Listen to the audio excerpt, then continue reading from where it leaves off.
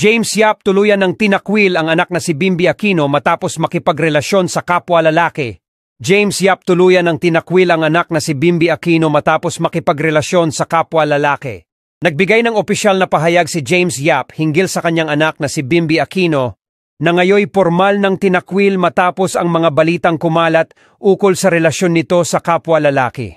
Sa kanyang pahayag, inamin ni James na nagkaroon ng seryosong pag-uusap sa pagitan nila ni Bimby kung saan tinalakay ang isyong ito. Ayon kay James, ang desisyong ito ay hindi madali at ipinanganak mula sa malalim na pag-iisip.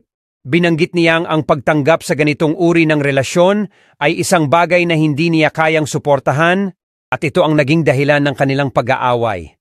Aniya, ang desisyong ito ay ginawa para sa kanilang kapwa-kapakanan at mas pinili niyang magpatuloy sa kanyang buhay na walang pag-aalala ukol sa isyong ito. Dagdag pa ni James, ang desisyong ito ay hindi nagbabago ng pagmamahal niya bilang isang magulang, ngunit kinakailangan niyang magtakda ng malinaw na hangganan para sa kanyang sarili at sa kanyang pamilya.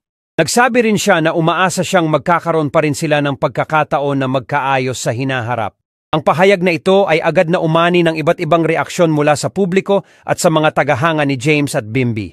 Maraming mga tao ang nagbigay ng kanilang opinyon hinggil sa sitwasyon na nagdulot ng mas malalim na pag-uusap ukol sa mga isyung panlipunan at personal na relasyon.